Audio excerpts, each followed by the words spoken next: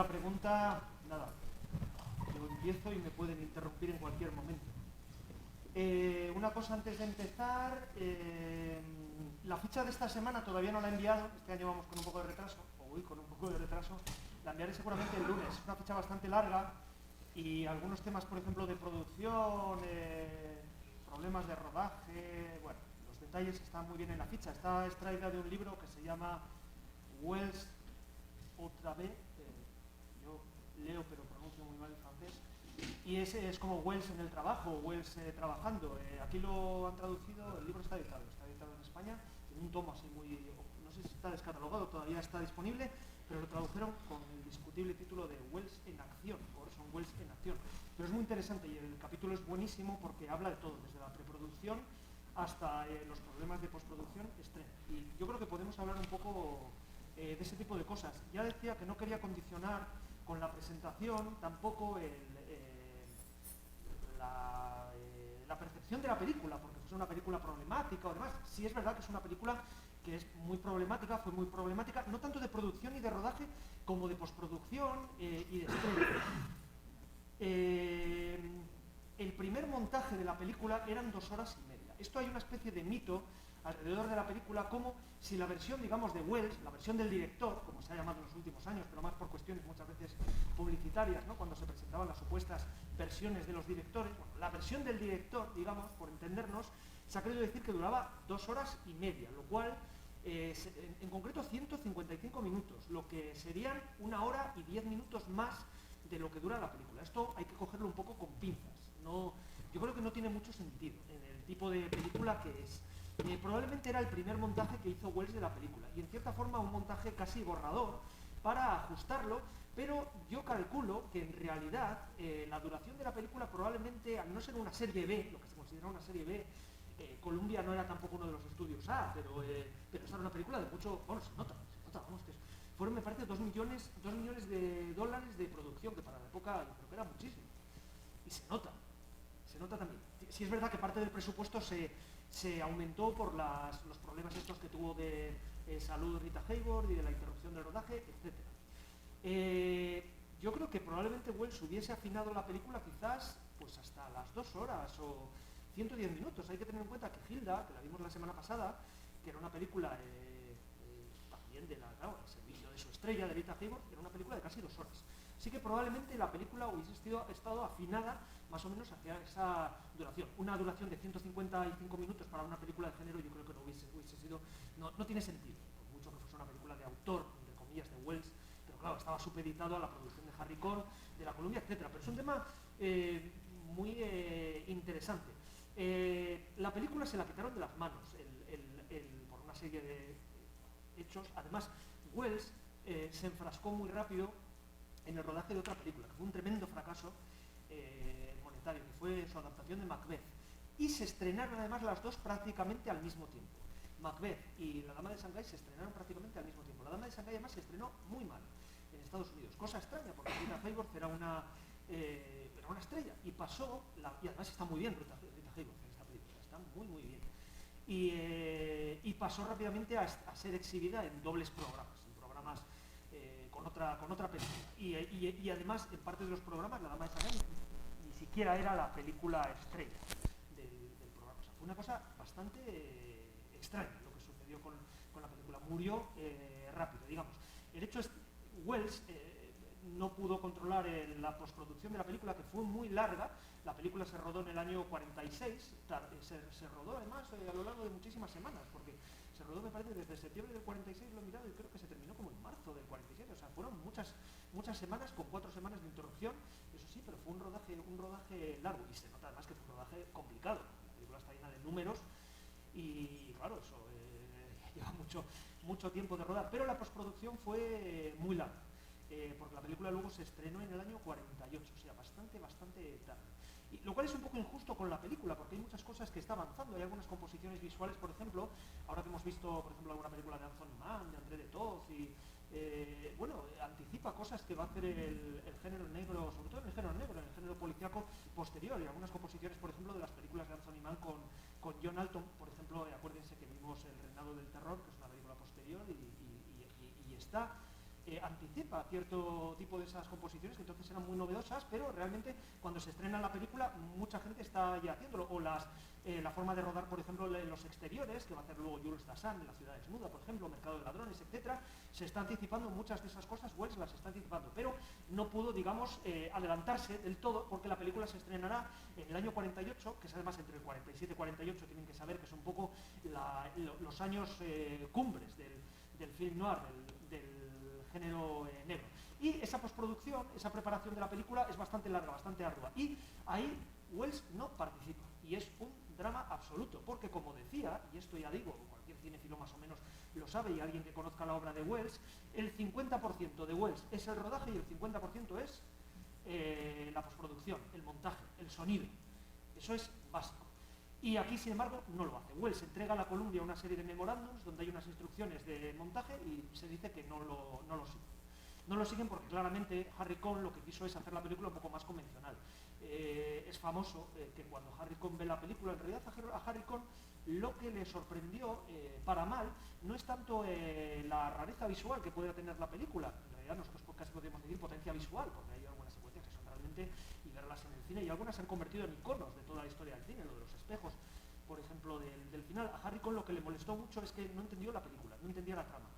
Realmente al verla la primera vez puede ser, es complicado, porque yo la película la he visto varias veces y más o menos la trama se puede entender, pero hay algunas motivaciones de los personajes, sobre todo el personaje de ella, que no quedan muy claros. Tampoco pasa nada, porque yo creo que la película va por otro lado. Lo importante es otro tipo de cosas. A título de curiosidad, por ejemplo, lo de la dama de Shanghai, claro, su vinculación con el mundo oriental, lo explica ya un poco al principio, luego esa llamada que hace a los chinos tan extraña, es todo bastante estrambótico, pero juega un poco a eso también la película. Bueno, sin apartarme de lo de antes, del tema de la postproducción, realmente el montaje de la película no es el montaje de Wells. Lo que no quiere decir que haya algunas secuencias que se ve que estaban ya bastante o trabajadas o montadas o han respetado bastante, aunque se notan los cortes. Por ejemplo, yo creo que la escena del juicio es bastante wellesiana.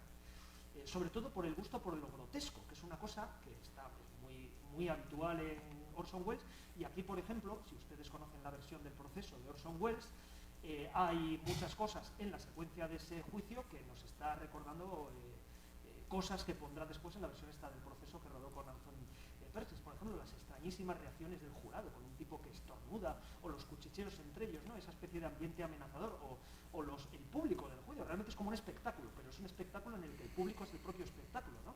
Esa señora que masca chicle y pega el chicle por debajo de la silla. Es decir, hay cosas realmente grotescas. El gusto de Orson Welles, desde sus propias caracterizaciones en muchas de sus películas, el gusto por el grotesco es muy acentuado, y ahí está. Yo creo que la secuencia, por ejemplo, de los espejos, al parecer está bastante respetada, es bastante parecida a lo que era originalmente. Las secuencias de Sausalito, que son extraordinarias, la secuencia en el muelle con el falso asesinato, cuando sale la gente del Valhalla Club, pues, el uso, por ejemplo, del dominio de las multitudes y de los grupos de gente un poco enfervorizados es una cosa que aparece en muchas películas de Orson Welles, y realmente era un maestro en ese tipo de cosas.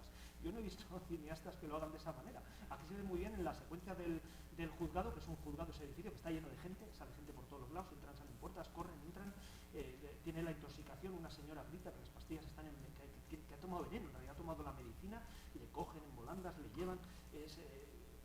Ese uso de las multitudes o grupos, ya digo, muy agitados, es muy característico de Welles, y lo hace estupendamente. Y en la secuencia de Sausalito, yo creo que sucede un poco como la secuencia del juicio. Yo creo que es bastante parecida, pero se notan los cortes, se notan algunos cortes, algunos insertos un poco feos, algunos planos largos que se nota que les falta un poco de respiración al final, lo cortan, es cosa del montado, claramente. En la secuencia del juicio se nota, hay un récord muy feo que cuando el tipo estornuda, el récord desde el otro se cambia el ángulo casi a 180 y la situación es completamente distinta. Hombre, Welles le gustaba jugar con ese tipo de cosas, pero ahí se nota demasiado, salta demasiado. Se nota que han aligerado algunas de las secuencias. Por ejemplo, la misma secuencia, que es maravillosa, es de lo mejor de la película, cuando él escapa del juzgado y es esa grúa tan impresionante que le sigue y de repente, además una grúa casi invisible, porque casi no la vemos, el movimiento es muy suave, pero cortan demasiado rápido a ella desde la ventana. Yo creo que es ese tipo de cosas. No es que cortaran secuencias enteras, yo creo que no se cortó secuencias enteras, porque no hay nada que se echa de menos, y probablemente no podían cortar nada, Quizás en una película como El sueño eterno de Howard Hawks se podría cortar alguna secuencia y no se notaría o añadir. Pero aquí, aunque la trama es muy enrevesada, si se corta una secuencia aquí ya faltaría algo, porque está realmente, sobre todo la media hora final de la película a partir de lo del juicio, claro, son 4 bloques, ¿no? El juicio, el teatro chino, el parque de atracciones y un anexo al parque de atracciones que sería los espejos y luego el epílogo cuando sale, pero no se podría quitar nada sin que faltar una pieza. Así que lo que han hecho yo creo ha sido aligerar y sobre todo la parte del sonido. El sonido, un espectador habitual, Hugo Obregón, ve las películas casi también como Jean-Luc Godard, me decía siempre de esta película, dice, claro, lo que pasa es que él sabe muy bien inglés, los que no sepan inglés no se darán cuenta. Dice, es completamente incoherente que él en su voz en off y en su interpretación, sobre todo en la voz en off, unas veces pone acento irlandés y otras no. Bueno, si no se sabe inglés no se aprecia, es cierto, pero es verdad. ¿Por qué es esto? Yo le di una solución y no le pareció mal. Claro, yo, estudiando un poco sobre la película, viendo, no me acordaba, claro, el sonido no está controlado por Wells y todo es sonido de referencia que había hecho como una especie de primer borrador, de doblaje, voz en off, etc. Porque él además había escrito la voz en off cuando estaba montando el sonido y estaba montando su primera versión de la película y es lo que ha quedado. Pero eso no se ha podido rematar. Así que probablemente puede que ahí esté un poco la explicación. El doblaje es incluso un poco tosco en algunos momentos. Las películas americanas, cuando no tienen sonido directo, realmente está hecho con una elegancia y detalle que no se nota. Aquí se nota un poco, por ejemplo, las secuencias del principio. Bueno, son asuntos importantes, pero claro, digamos que la hermenéutica hay que hacerla sobre el texto que hay, no sobre el texto que podría haber sido. Así que, claro, y esto hay que analizarlo sobre lo que hay. Hay que hablar sobre el texto cinematográfico que ha quedado, pero lo otro, claro, lo otro también es muy importante. Y es muy importante siempre en Wells. En Wells, por desgracia, es un drama, porque solo hay una película, yo creo que solo sería Ciudadano Kane, la única que pudo hacer y terminarla y rematarla como él quería, no hay más. En el resto, si no hay problemas de producción, hay problemas de producción, quiero decir que sea la propia productora, los productores, que se le corten, que se lo quiten de las manos, que no pueda terminarlo, que eso es otro tema también aparte, es decir, serían la película que terminó, Ciudadano Kane, películas que no consiguió terminar perfectamente a su gusto, y películas que ni siquiera hizo, o sea, que hizo pero no montó. No terminó, por ejemplo, el otro lado del viento, la que se ha reconstruido hace poco, y esta entraría dentro del segundo grupo, pero del grupo más terminadas, digamos. Hay otras que están menos, todavía más dañadas. Estas serían de las dañadas, pero en término medio. Todavía queda ahí, todavía se puede ver como es. Él decía también que lo que era un desastre era que lo habían destruido completamente, y no tiene nada que ver con lo que hizo, fue la secuencia onírica en la que baja por el tobogán, el parque de atracciones. Al parecer era una secuencia muy larga, completamente distinta, no sé cómo sería, porque realmente, y por lo visto la cuidó y la rodó durante mucho tiempo, incluso es famoso que él pintó todos los decorados, los diseñó todos los decorados, incluso hay muchos documentos y muchas fotos en las que se ve que trabajaba por la noche en los decorados. Y por lo visto, él dice, si hubiese conseguido hacer la película como yo quería, dice, la gente no se acordaría de los espejos, se acordaría del parque de atracciones. Bueno, es curioso, ¿eh? También el final es muy conmovedor también, porque el final parece que está hablando del propio Wells. El propio Wells hablando de él, porque le expulsan del parque de atracciones, le expulsan de Hollywood, porque aquí le expulsaron de Hollywood, o sea, es el final. Es se puede interpretar por ahí. Es una reflexión, incluso dice, solo me queda envejecer, ¿no? Porque envejecer ya, pues bueno, se olvida todo y bueno, parece que está hablando con él, pero claro, lo sorprendente es que esto hay que recordarlo. Wells tenía 32 años cuando rodó esta película, o sea, es que era muy joven, claro, es que él rueda con 24 años, me parece, Citizen Kane, y la estrena con 25, o sea, es que es una cosa de una precocidad absoluta, pero ya era un cineasta casi acabado, ya con 30 años, porque realmente le costó mucho, y todo lo que hace después. Sed de Mal, por ejemplo, también es una película que, claro, tuvo tantas manipulaciones que... Bueno, es un tema muy complicado lo de Wells, porque luego hay otro tema, claro, cuando se han intentado reconstruir se ha hecho peor que como estaba, es decir, las versiones reconstruidas de Sed de Mal, yo me quedo con la primera, con la música de Henry Mancini, me quedo con esa. O sea, con todo, bueno, eran mejores las manipulaciones de la gente del estudio, que lo estaban haciendo al mismo tiempo, es decir, la gente un poco coetánea a él, que estaba trabajando al mismo tiempo que él, aunque no, él estuviese fuera de la sala de montaje, muy lejos, a muchos kilómetros, pero al final es mejor, es decir, se entiende mejor a Wells que así. Pasa un poco con